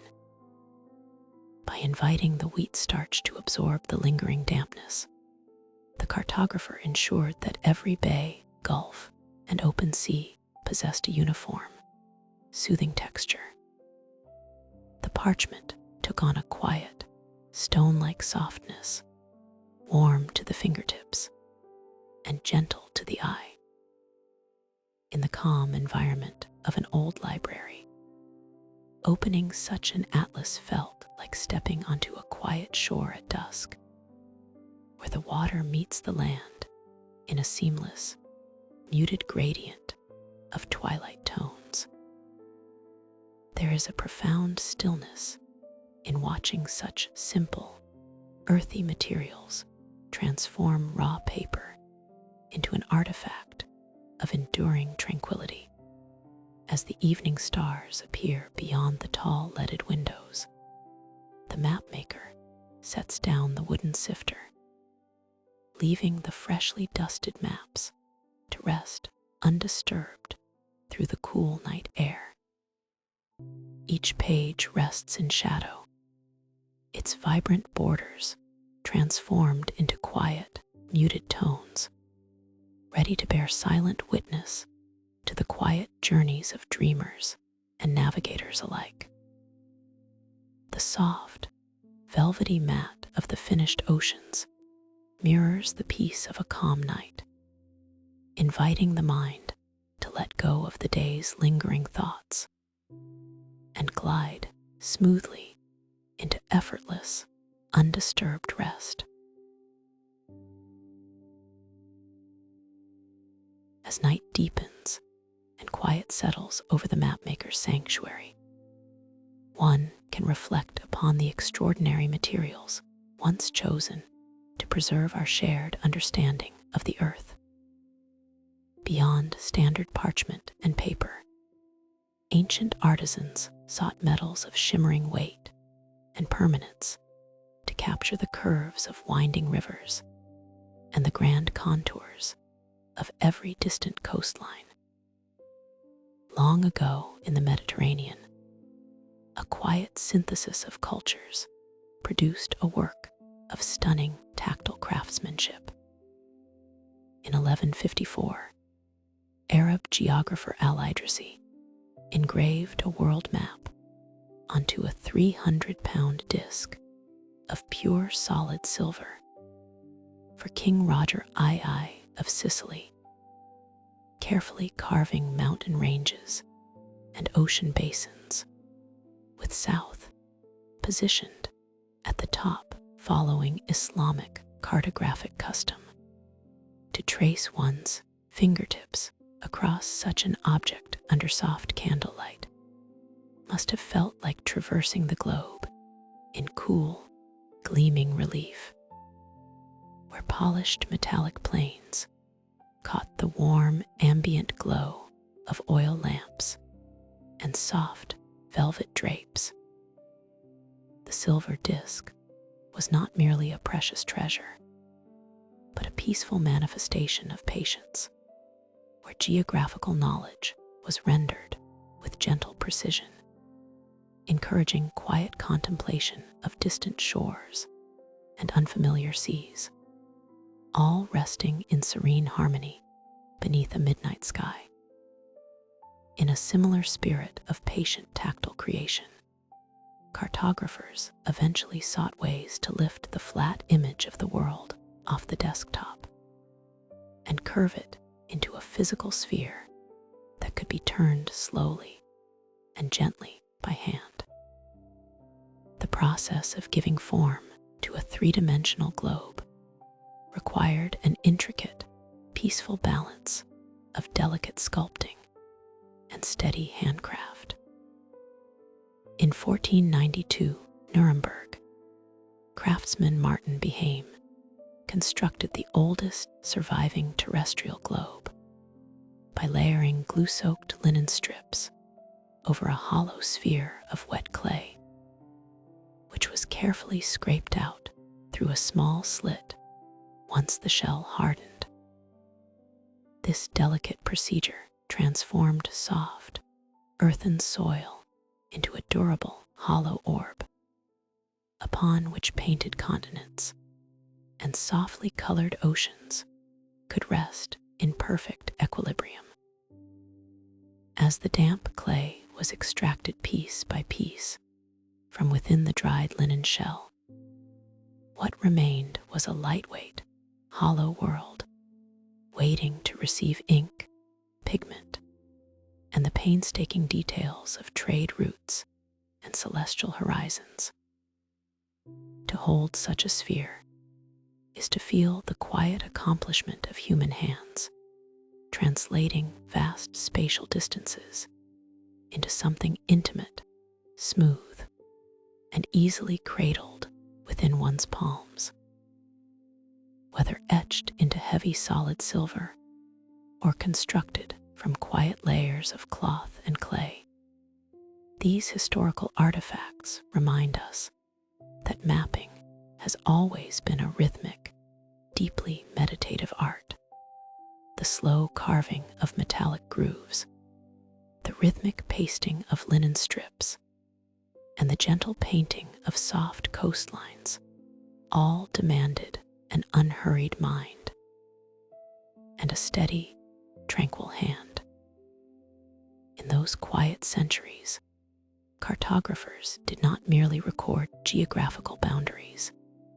They fashioned tactile monuments to human curiosity, inviting viewers to pause and marvel at the vastness of our shared world.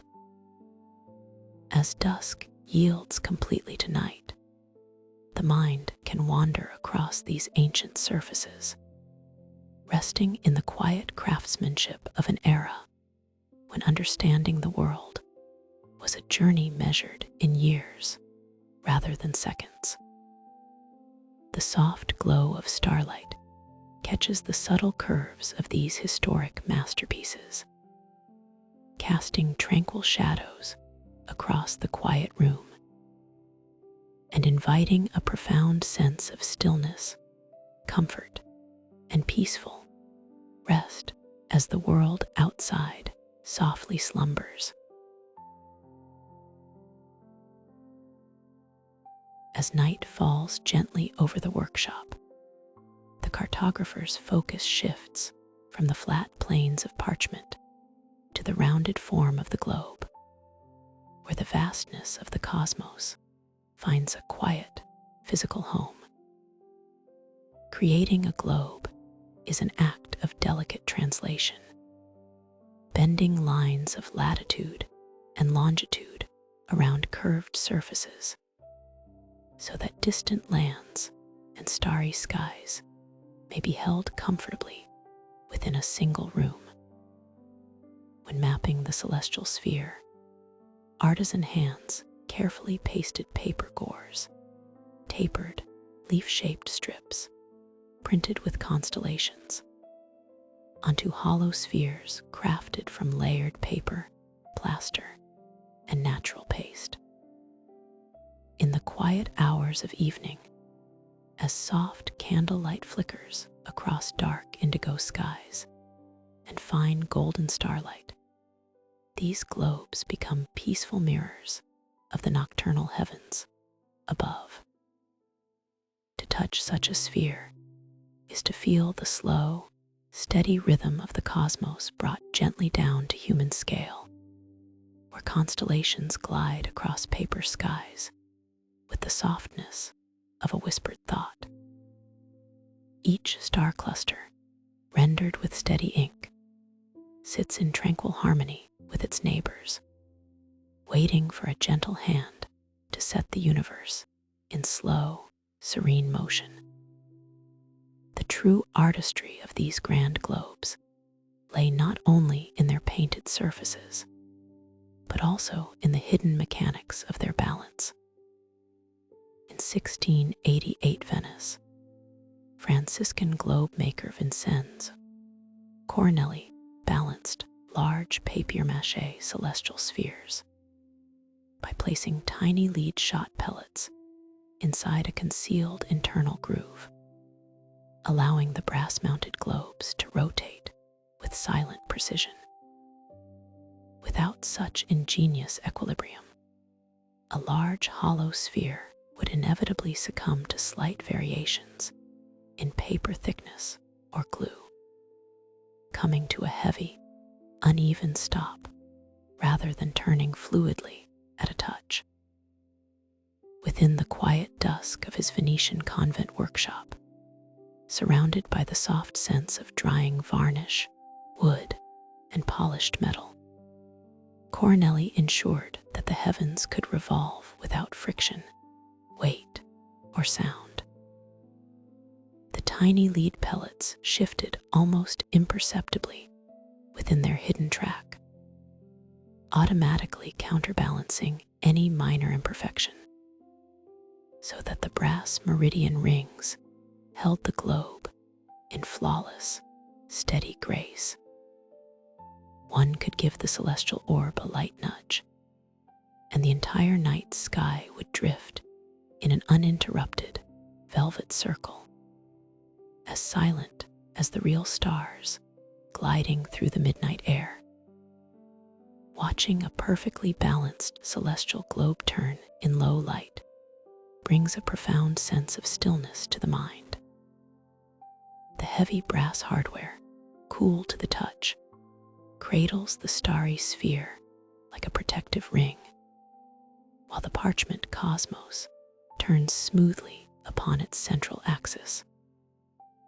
There is no haste in its movement, only a continuous, soothing rotation that invites the listener to let go of the day's remaining thoughts.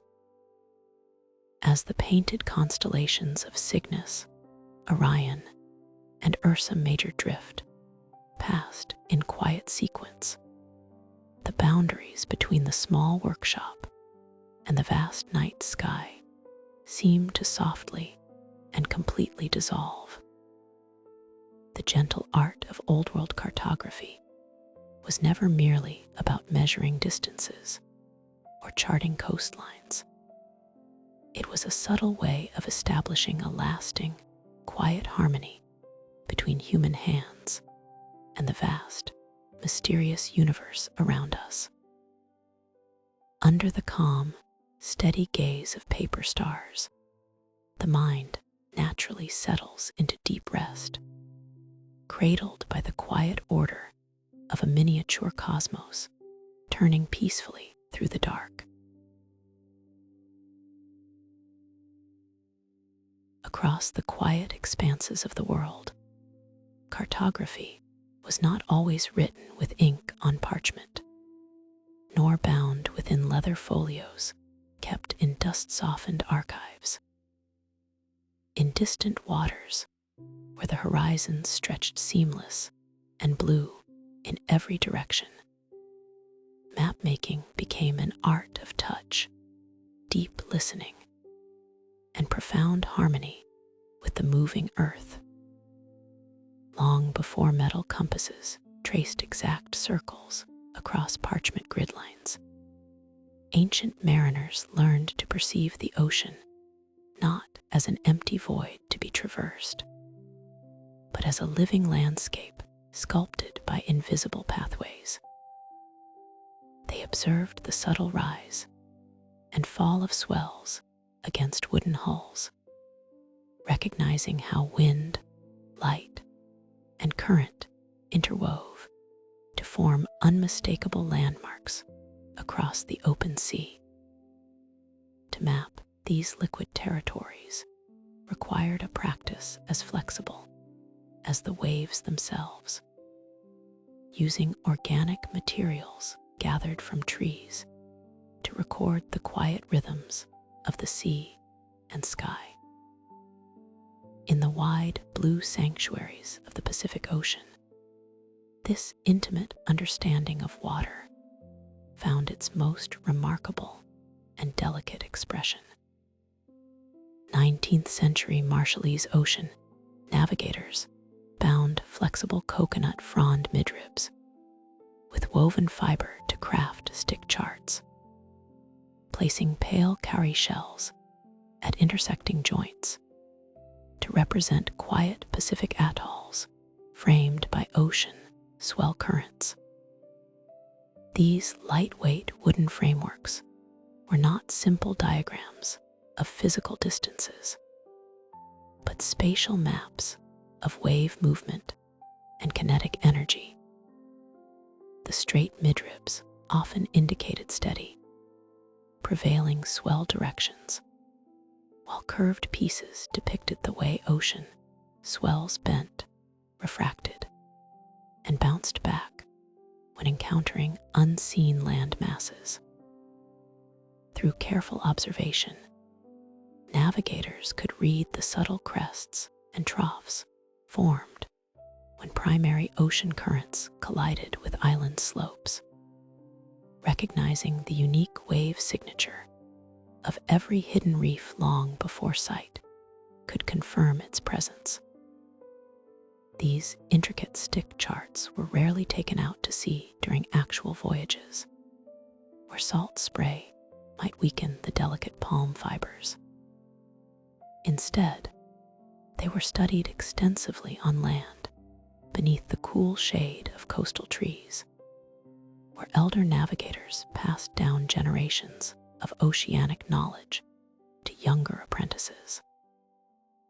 A sailor would trace the smooth curves with fingertips, internalizing the tactile geometry until the complex wave interactions became second nature. Out on the water at night, lying prone in a resting canoe, a navigator could feel the sway of the vessel beneath them and instantly match the roll of the boat to the midrib patterns learned on shore. The small, gleaming cowrie shells served as fixed anchors of tranquility amidst the shifting ocean currents, symbolizing safe havens resting peacefully within the vast expanse of blue. As night settles gently over the water and stars emerge to trace their slow, eternal paths across the evening sky, these ancient charts offer a comforting lesson in stillness. They remind us that to find our way through quiet waters, we need not force our path, but simply align ourselves with the natural rhythms that surround us. The art of Old World cartography was ultimately a craft of quiet awareness, turning simple palm fronds, woven plant fibers, and seashells into instruments of deep peace and understanding. Now, as the dark swells soften and the tide lulls the coast into gentle quietude, we can let go of the day's journey. Resting securely in the stillness of the night, we are cradled by the calm, timeless currents that carry us smoothly into a restorative sleep. Beyond the salt-sprayed coastlines and wide oceanic charts, the work of Old World cartography often turned inward toward the quiet heart of dense inland forests and silent vales. Here, beneath the high canopies of northern pines, where early light filtered through soft mist, mapmakers set aside their grand astrolabes to trace the subtler features of the earth.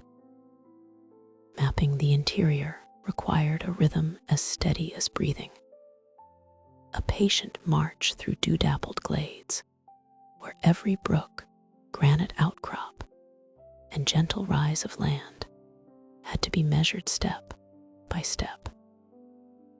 Surveyors walked with measured strides, carrying sight levels and heavy brass chains designed to mark exact spans of ground with unwavering accuracy. In these tranquil woods, far from bustling harbors, the craft of mapmaking became a quiet meditation on space, recording the geometry of nature before the forest woke to the fuller light of mid-morning. The equipment carried into the wild was crafted with remarkable foresight, built to withstand damp air and rough soil, while preserving the delicate silence of the woods. In 18th century Sweden, land surveyors lubricated the links of their 50-foot brass measuring chains with melted bayberry wax, ensuring the metal joints glided silently across mossy forest floors without rusting in morning dew. As the chain was stretched from one wooden pin to the next, the smooth coating kept each metal link moving without a sound, preventing the sharp clinking of metal from disturbing the stillness of the woodland. The pale green wax had a subtle, clean scent that blended naturally with the damp pine needles, forming a protective barrier that kept moisture from seeping into the tiny joints during long dawn surveys. Each link, carefully fashioned and joined by hand, measured out the landscape in calm, rhythmic increments, letting the surveyors map boundary lines, meadow edges, and quiet creek beds with effortless harmony. Back inside the warm canvas of a field tent, or the quiet sanctuary of a timber workshop, these field measurements were slowly transcribed onto heavy linen rag paper. Using fine-tipped pens dipped in oak gall ink, the cartographer translated the recorded chains and compass bearings into delicate lines of topographic detail. Soft washes of watercolor defined the gentle contours of rolling hills, while fine, parallel hatch marks denoted steep embankments and rocky ridges. The process demanded no haste. Every curve of a riverbed was drawn with deliberate care, matching the slow pace of the physical journey through the trees.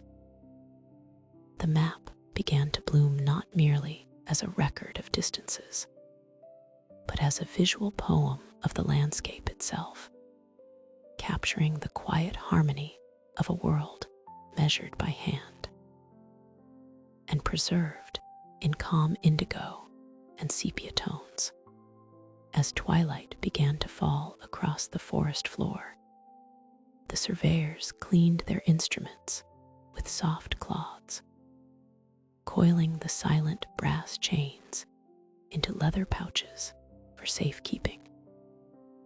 The day's sightings rested securely within their leather-bound field books, ready to be studied under the warm glow of an oil lamp. Outside, the woodland softened into evening shadow, the night air cool and motionless against the tall trunks of pine and birch. The mapmaker's art, so deeply bound to patience and quiet observation, invited a profound sense of rest, leaving the earth at peace as darkness settled softly over the land. Across the quiet expanses of coastal waters, the act of mapping extended far below the visible surface, where hydrographers sought to understand the hidden contours of the sea floor.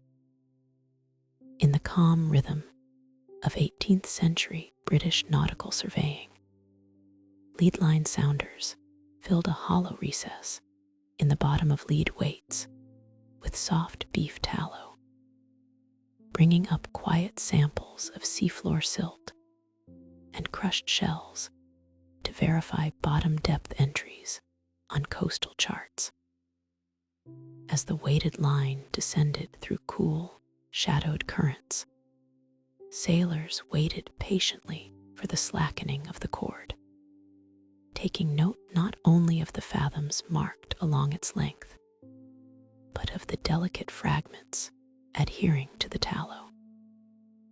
A bit of pale sand, a cluster of fine silt, or the pearlescent speck of a broken shell revealed the character of the seabed below. These humble bottom samples were transcribed onto vellum and paper beside numerical soundings, offering mariners an invisible geography defined by feel and sediment. In the still dusk of a coastal harbor, when the wind softened and the tide rested between movements, the quiet drops of the lead weight mirrored the slow, steady pulse of navigation, grounding the vast unknown of the ocean in tangible, reassuring truth. On land, a similar devotion to quiet precision guided cartographers across thousands of leagues of shoreline and mountain passes. To map Japan's coastlines in 1800, surveyor in Tadedaka walked over 35,000 kilometers while counting his own rhythmic steps, verifying distances at night by observing the North Star through a brass azimuth quadrant. Day after day, his footsteps measured the contours of islands and bays with unhurried discipline, converting the physical expanse of the earth into an even cadence of measured space. Each stride became a quiet unit of length, accumulating steadily through heat and rain, through gentle coastal breezes and mountain shadows. When dusk fell and the landscape dissolved into twilight, the work did not cease, but simply shifted its gaze upward. Beneath the clear dome of the night sky, Tadadeka aligned his instruments with the steady glow of Polaris, reconciling the terrestrial miles walked by daylight with the enduring geometry of the stars. The contrast between the soft impact of sandals on dirt paths and the silent, unchanging motion of the heavens gave his cartography a deep, restful harmony. Through these patient practices, whether probing the dark sea floor beneath a quiet ship or matching one's stride to the turn of the cosmos, the old mapmakers wove human observation into the broader tapestry of the natural world. Their charts were not merely guides for passage, but quiet reflections of time spent listening to the Earth's subtle cues. Every depth sounder's tally and every counted footprint represented a slow conversation between human awareness and the vast, peaceful spaces of the globe.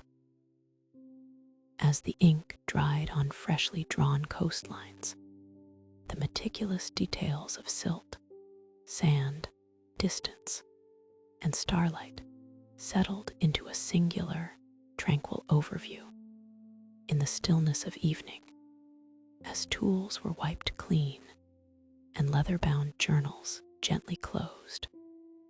The world seemed smaller, safer, and entirely at rest, cradled between the known depths of the sea and the timeless light of the stars above. As twilight deepens outside the arched windows of the workshop, the final touches of color find their quiet place upon the parchment. In the stillness of evening, when the town yields to the soft whisper of wind through the trees, the mapmaker turns his attention from earthly shores to the endless heavens above. For generations, those who rendered the cosmos onto vellum understood that capturing the night sky required patience and reverence for the deep silence of space.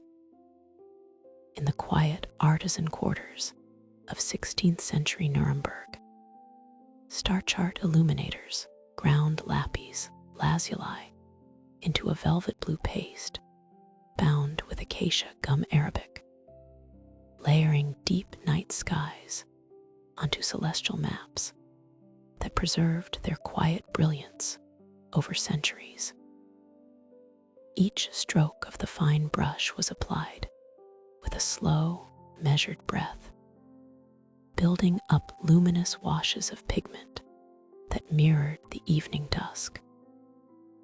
The rich azure ground held the gilded stars in place, allowing ancient constellations to rest against a backdrop as tranquil as the midnight sky itself.